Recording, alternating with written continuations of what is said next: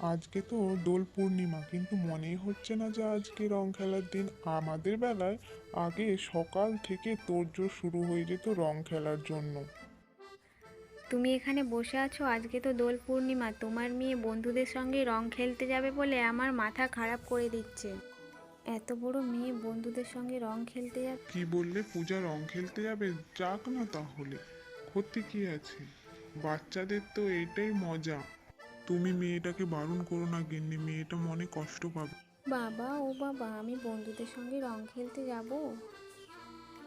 বেশি রং খেলবো না তো বাবা, আমি যাই না। হ্যাঁ মা, তুই রং খেলতে যাবি। তোদের মতো বয়সে আমরা তখন অনেক রং খেলায় মজা করতাম। তখন আমরা নেশার জিনিসও খেতাম, খুব মজা করতাম। হ্যাঁ হ্যাঁ, তোমার মেয়েকেও তোমার মত তৈরি করতে চাও নাকি? হ্যাঁ, রং খেলতে যাও আর যা খুশি করো, কিন্তু নেশার জিনিস খেলে কিন্তু ঘরে একদম ঢুকতে দেব। এ বাবা, অনেকটা দেরি হয়ে গেল। প্রদীপ আর রাজীব এখানে দাঁড়িয়ে আছে, আমাদেরকে মনে হয় খুব বকুনি দেবে রে। তোরা কখন এসছিস রে? আমাদের উপরে ভীষণ রাগ করেছিস মনে হয়। তো মাকে ম্যানেজ করতে করতে এতক্ষণ টাইম লাগলো। না না, আমি কিছু মনে করিনি। তোরা ঠিক মতো পৌঁছে গেছিস, এইটাই অনেক। লে লে, অনেক হয়েছে, এবারে রং খেলা শুরু করি।